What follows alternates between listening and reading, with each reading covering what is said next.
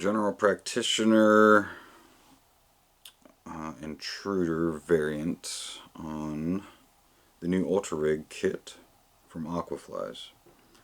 So here I've got a return eye shank in 51mm, and I just I cut a little bit off the back just so it wasn't quite as long. These are fully adjustable. This one's going to be kind of a big winter fly because we are getting into the season rapidly.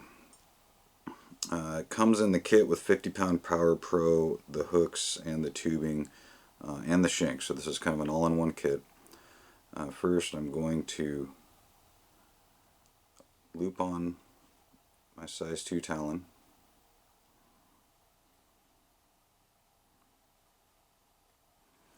And this is, pretty standard procedure for any tube flies, rigging wire just the same way we always loop them on. Now I'm going to take the tubing, and I've noticed it's kind of tricky threading it from the loop, so I go with the stiffer ends. Bring it up, pop it over the eye of the hook. Now I've got my completed little Ultra Rig rear, and what this does, Aqua actually has a new video on it and it explains it really well.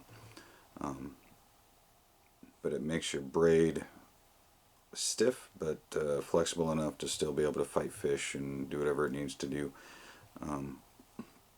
There has been complaints with wire breaking and kinking, and especially on owner hooks, the bigger wire, the 60, I think it's 62-pound test wire, you really had to crimp pretty tight to get it through the eye of the hook, and that would create a weak spot in the wire. So this is Jerry's solution to that. And actually, the more you look at it, and the more you kind of use this. We've used it already this season on some steelhead.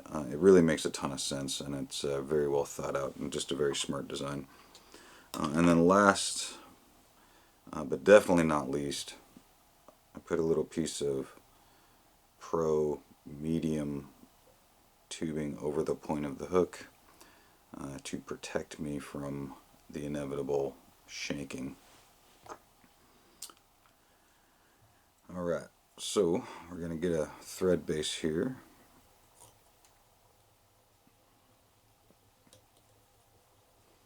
And I'm using pink. This is Vivus 8/0. Use whatever thread you're comfortable with. This stuff is pretty stout. One of these days they'll start making gel spun in cool colors, but I don't know where my white gel spun is, and I don't know where my pink Sharpie is. So we've got two problems there. So I'm going to match this up with the rear thread, and so I want the tubing to match up with right where my vise sets, because there's going to be, at the end, we'll pop it on, but this tubing will go over. I've got a little bit of the shank here in the vise, and so this tubing I can slide up and then pop over the little bit of excess, or the excess shank that's in the vise, and it covers it up beautifully, and actually makes tying this pretty easy, because now you kind of don't have the guessing game of like where's the hook and all that. So makes it good. We're gonna wrap this Power Pro up quite a ways. I'm not going to, on the return eye, I'm not going to put it through the eye of the hook. I'm just going to bring it up, plus I'm using dumbbells. But we do want a pretty stout tie down. Okay, so now that I'm up to this return, put a couple more here. Yep. One more reason to invest in the new Regal shank vise. I'm going to bring it back over and wrap it back over itself. Normally I would zap-a-gap this, but I have just discovered the Zap-a-Gap tube has hardened up on me because I left the cap off last time I was sitting on the vise. I'm sure some of you can relate. So normally I'd Zap-A-Gap this. I'm actually, honestly not worried about it. I don't think it'll pull out. I'll end up fishing this fly. But just for my own security and peace of mind, I do like to zap them. And we're not going to wrap around, so I'm just going to have to deal with this out here. Loon has some cool stuff coming. A little magnet that will kind of hold everything here. On the Aqua video, it looks like Jerry picked something up at a hardware store. That's an option as well.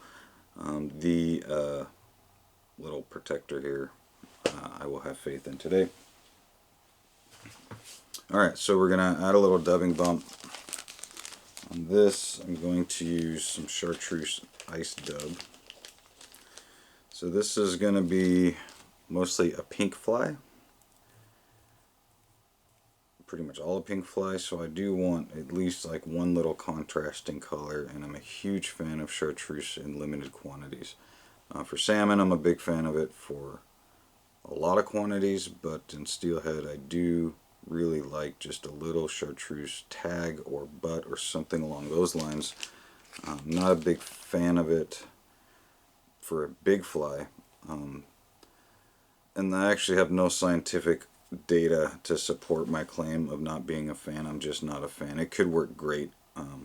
Chartreuse is kind of one of those colors that we haven't really done a lot with in the course of steelheading. Maybe some people have, but I haven't, and I just don't have much faith in it. But I do have a ton of faith in just a tiny little dab of it. Okay, step 1 completed. Step 2, fluorescent fuchsia schlappen.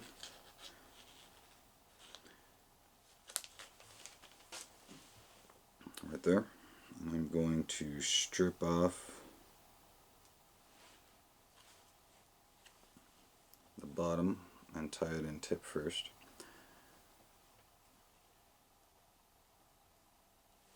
This is not going to be a huge fly as far as profile goes. This is going to be a long fly, but this isn't. I don't want this fly to be this big, massive intruder. This is kind of going to be like the skinny long fly.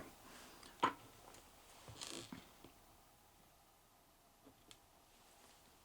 right, take my scissors. In the hackles. And the only reason I say that is because normally right now would be where you'd put your big prop or your Arctic fox or something along those lines to really prop up ostrich or rhea. And we're not going to do that. We're just going to skip right into the hackle, which will collapse a bit under water tension, especially as this fly gets used more and more. The schlappen will just kind of collapse a little more and more, but that's fine. That's kind of the goal of this fly. Second layer, I'm going to use fuchsia mallard flank. And if you size this appropriately, this actually offers quite a bit of stiffness because the bottom of the fibers are a lot stiffer than schlappen. We're going to tie that in tip first. And what I mean is size it appropriately, and this is open to interpretation of what you like, but I don't want this necessarily to be way back by the hook point. I want this to kind of just coincide with the schlappen. A little shorter is even fine. And the reason I don't put it under is because I want the variegation to be seen.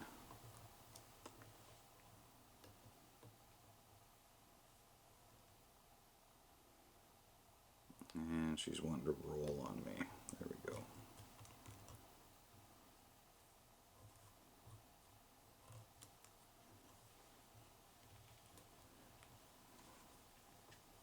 Alright, tie that down. I'm going to wrap back over this last stem. You can see we have this mallard flank has big stems down at the base, and to get the full wrap, you're just going to see it. You're going to have this bump, and so I just like to wrap over that bump just so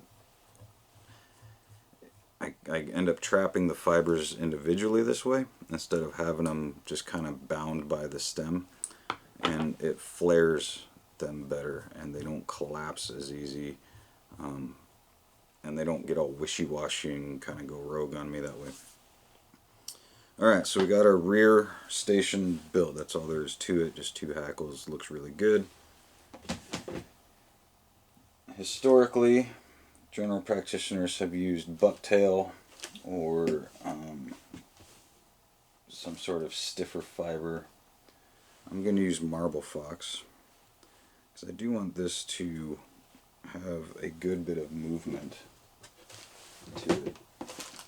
And I just had my marble fox, and now I have it again. So little marble fox medallion pieces from Pro Sport Fisher. I'm going to kind of size her up. I'm going to want it just a tiny bit longer than the hook. Not much, but just a hair. So I'm going to cut me a clump of that off.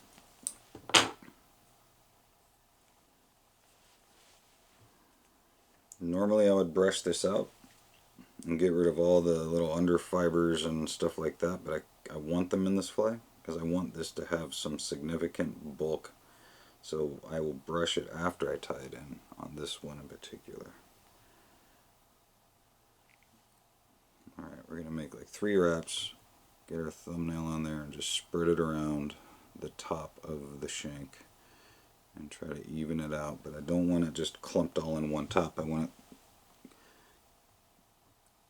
kind of moving around this a little bit more than that to aid in movement. Alright, that's looking good there. Now we will lock her down, tie the rest of it in.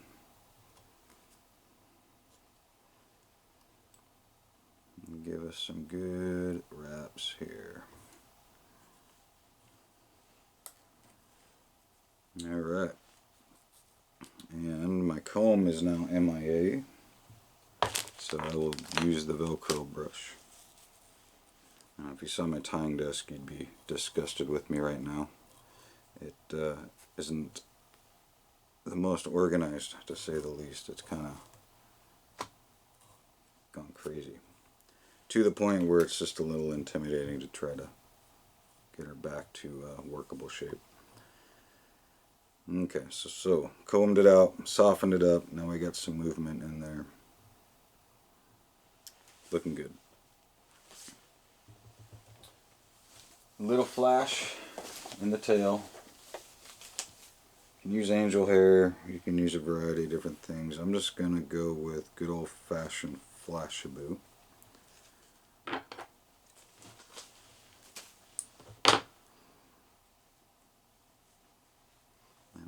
Learned if you wet the Flashaboo, it cooperates better. So I'm going to do 3 strands and V it over the top. So I'll get 3 on either side. We're going to cut it at the longest fiber length.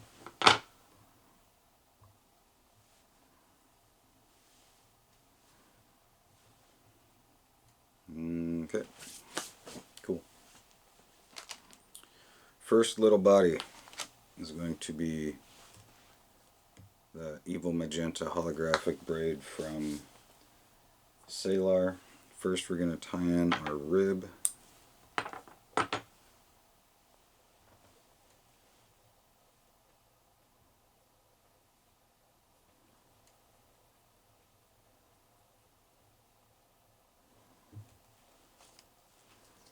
Tie in some holographic flat braid.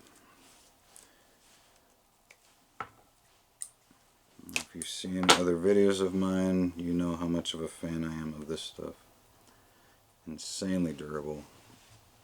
Very, very tough. Withstands fish teeth, withstands everything. Wrap that down to about the halfway point. And kind of come back, even out the body a little bit.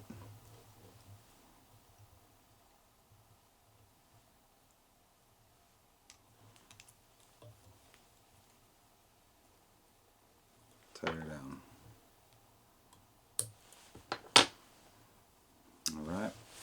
Body hackle. Hot pink schlopping.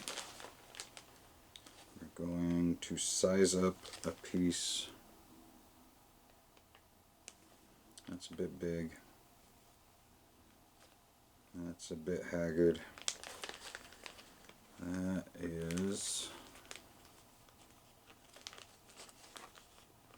good. Like that.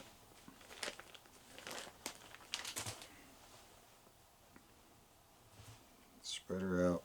If you spread out the fibers themselves off of the stem, you'll get a true sense of how long they are and where we want to start. So this one, since we're going to reverse tie it, I'm just tying it in by the butt end, not the tip.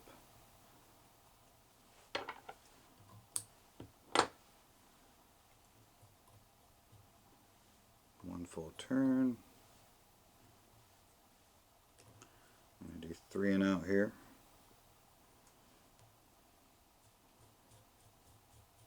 Fluffer. Ribbit.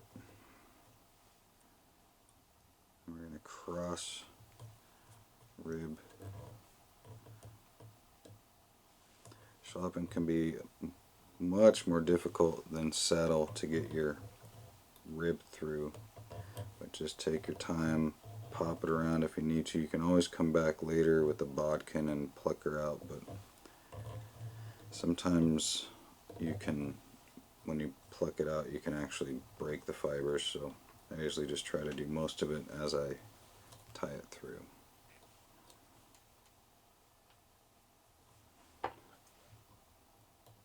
Alright, clip, and the tip we're going to clip out of there.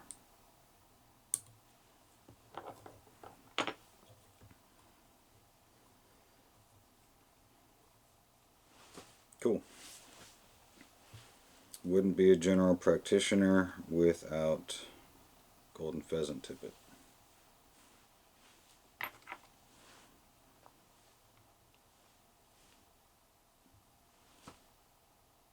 That's about the right length, I would say.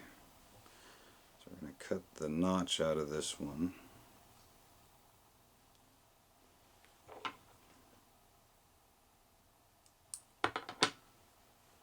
So now we've got a V.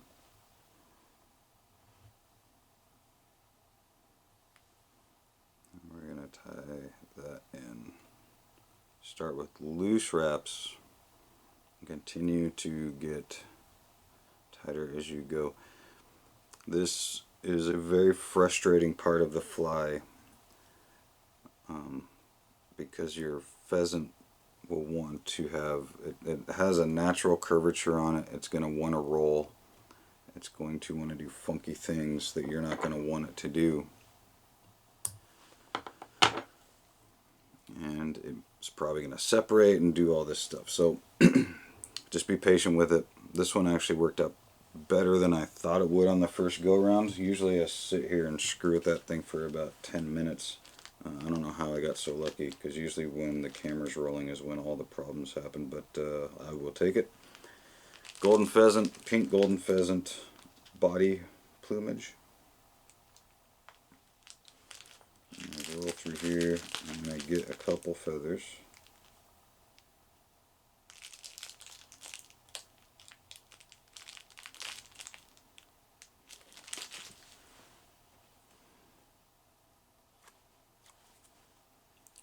I'm just going to lay them over the top. And this can help too if you take your thumb and forefinger and crush this stem to where it's not round anymore. You flatten it out and it ties in much, much easier.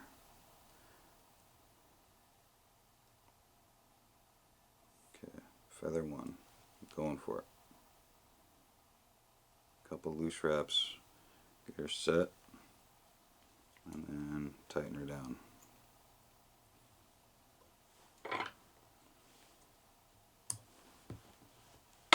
Feather two.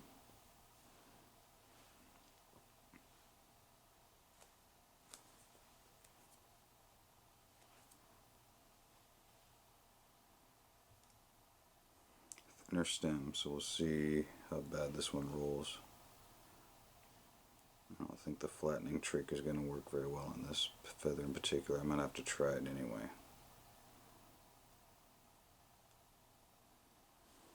I'll try making my scissors, the butt of my scissors, flatten it out too. See if that works.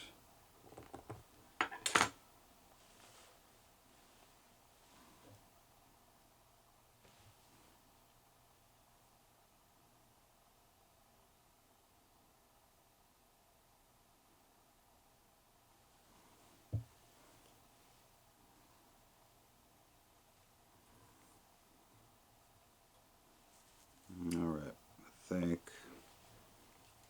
we're going to make it here.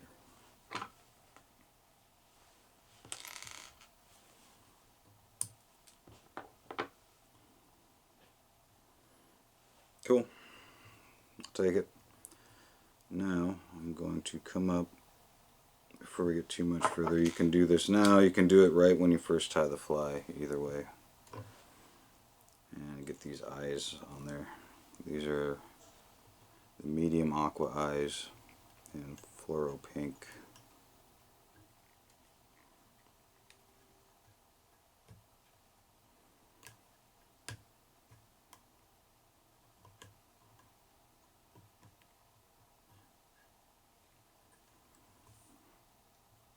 Make sure they're not going nowheres. Alright, cool.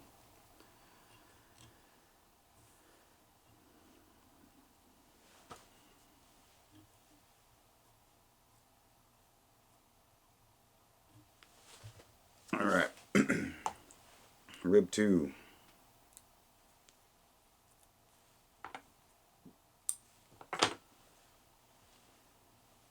More fine oval tinsel.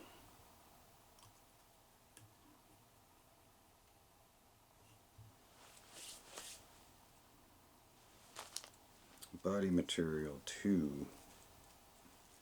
More holographic flat braid.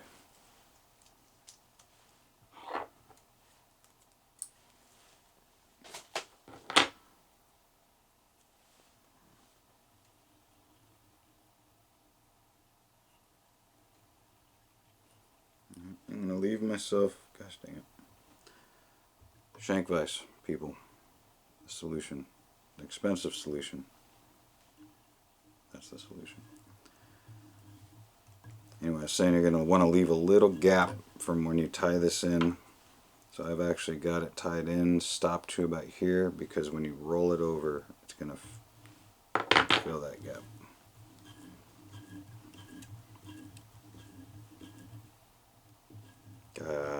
This is going to be frustrating for me. I should have given myself a little more shank back there, but I think at this point I'm committed. Hackle. Schlappen. Find us another good candidate. Preferably a little bit longer than this one up front. Some of the nicest traditional GPs I've ever seen is because they picked the perfect hackles, and the classic general practitioners, a really nice, like a really elegantly, professionally, show tie quality GP is really a sight. They are not easy flies, in my opinion, to tie, and so my hat's off to anybody that can tie them frame quality, because it's actually a pretty darn tough fly to tie. I have to wrap this one back. I don't have the room with the barbells.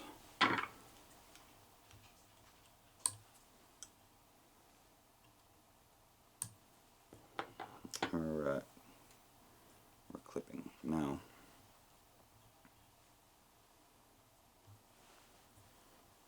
Starting to get there, I think.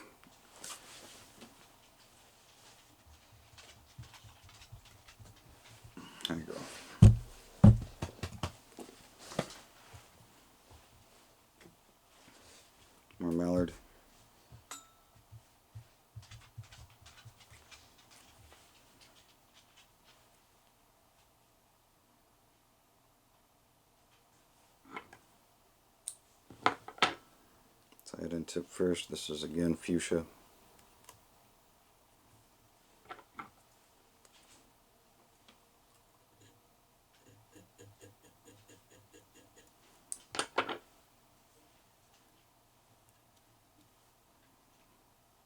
And this is just going to act as a collar. This isn't any kind of bump or anything like that. This is purely accent. I can't even claim that it's you know, the variegation in the feather is going to help and all that, because I doubt it does. It just makes it look cool. And in all reality, that's the point of the mallard flank. But you can see it does make it look cool. So it does achieve that purpose. Cool.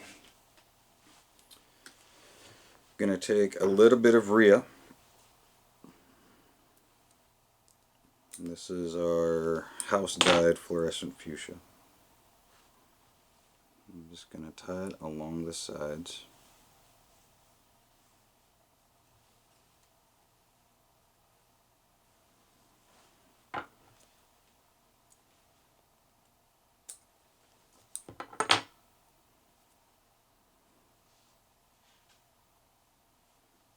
And it's going to be about half the length of the tail, the longest part of the tail.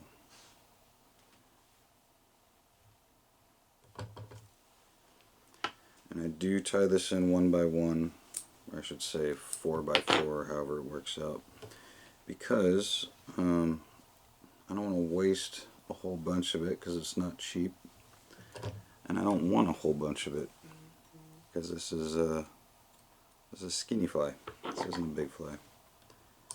This is for added movement.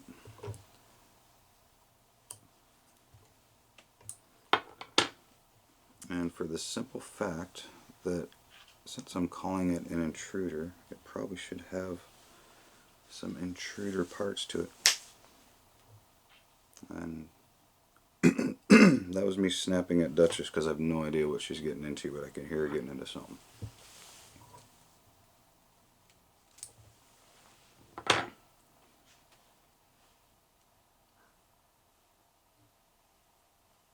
A little bit of Amherst. Hot pink.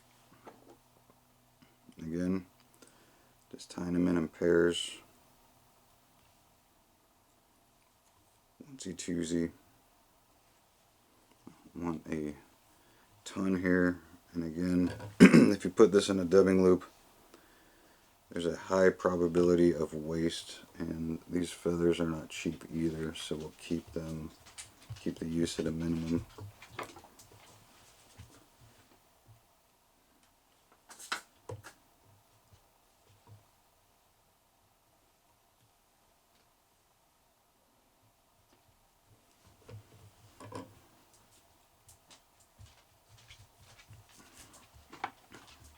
Alright, we're going to call that good.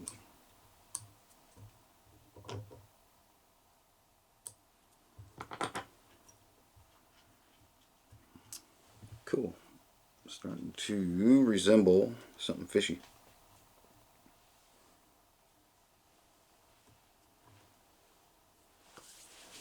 Alright, last step. Some bubblegum pink marabou. We are going to run awful sparse. I'm sorry, not last step, but almost last step. We're going to run very sparse here. Very, very sparse here.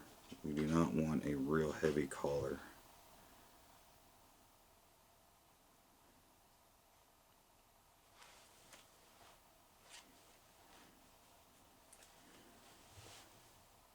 So I'm going to pick my entry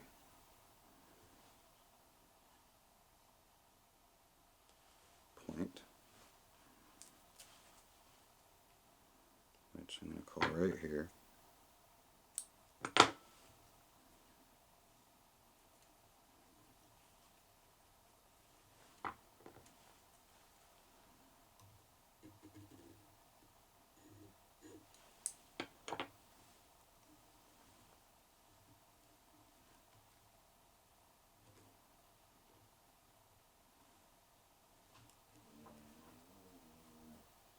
You can hear the protesting, I bet.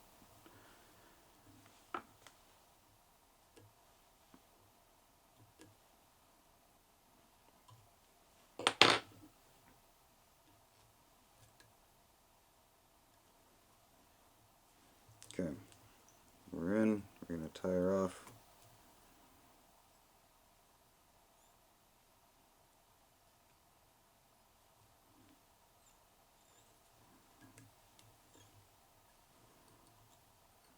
I'm going to skip to the front of the eyes.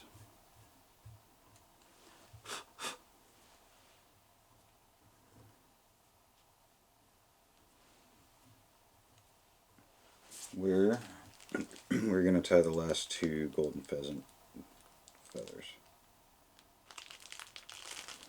The golden pheasant skins are crazy. They always sound like you're messing with plastic bags. Or skins, or I don't know what I said. I meant to say skins. I'll size her up here. I think we're going to go in like that realm. Need a bigger feather. You shall do nicely. I'm going to just flatten it here with my thumb and forefinger.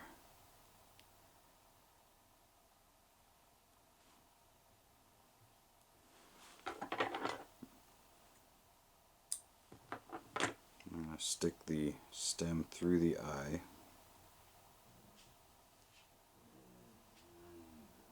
I'm going to hear my dog just not thinking she's being loved enough at the moment. Second feather, same thing.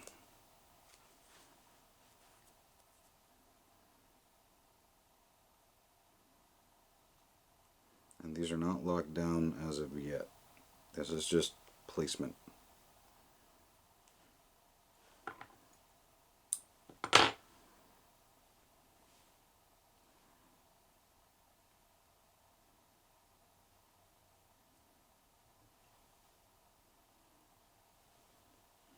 Cool. Now we're going to start giving her some good wraps there. Take both of these stems. You can see they're still moving. We don't want that. I don't know if you could see that, but as I touch these bottom stems, the top of the feather is moving a little bit. That's not good. That means it's going to pull out. And this is why we do this. Bring it back under the eye. Wrap her back down. Now she is in there forever and until the feather actually breaks. Whip finish.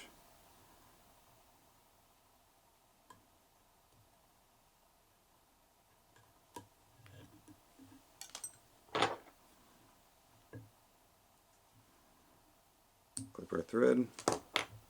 Come up here, clip our little stems out.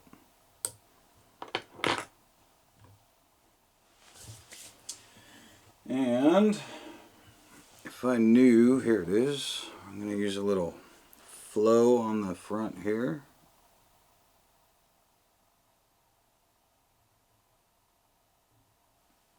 I'm going to put a little bit on the feather itself just to keep it honest and keep it put. So I'm going to put my finger right where I want this feather to just stay. And we're going to lock her down.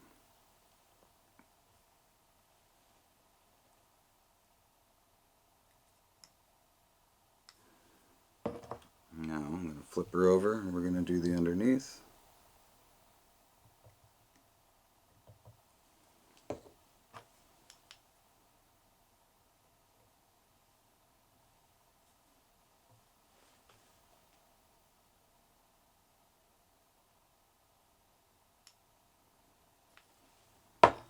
Cool. We have a finished variant of the General Practitioner. This is Intruder style, if you will. Maybe not style, but style enough for me to call it that. Now for the Ultra Rig. Oh, I just popped off the black tube. This could end up hurting. We'll see how this goes. I'm going to pull all the feathers out of the way. Ooh, man, this is scary. These Talon hooks from Aqua are like no joke. And they got a little micro barb on them, so if I get stuck, this video may abruptly end, and you'll just see a still picture at the end of the day. So, how are we doing here? I've got my shank, I've got my tube. I'm going to lift the tube up, pop it over the top of the shank, push it down, and now I've got a setup ultra rig.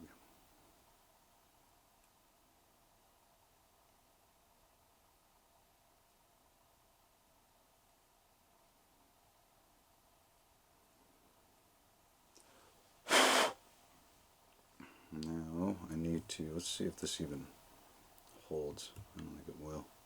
Nah, not really. It's not its intent though. I'm going to give her a little fluff out here, because I just manhandled the hell out of this thing and collapsed all these wonderful little fibers. And that is our GP. Oh man, there's just like no good way to show you guys this, is there? It's our GP Ultra Rig Intruder. Here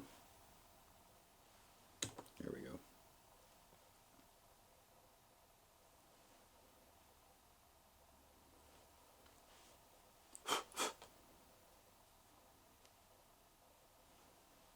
There we go.